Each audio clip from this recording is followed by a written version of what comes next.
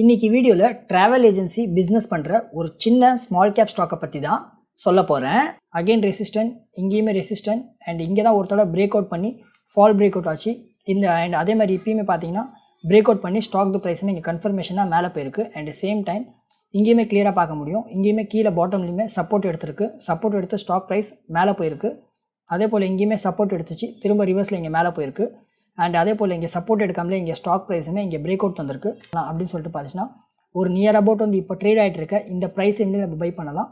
And same time நம்ம sale பண்ண போகிற டார்கெட் ஒரு அரௌண்ட் வந்து ஒரு நியர் அபவுட் ஒரு 25% ரிட்டர்னில் நல்ல பெட்டராகவே இங்கே சேல் பண்ணலாம். ரொம்ப கம்மியான ஷார்ட் டைம் பீரியடில் அப்கமிங் மந்த் இருக்குல்ல, அங்கேயே நம்ம டார்கெட் அச்சீவ் ஆகிறதுக்கான பாசிபிலிட்டிஸ் ரொம்ப அதிகமாக இருக்குது.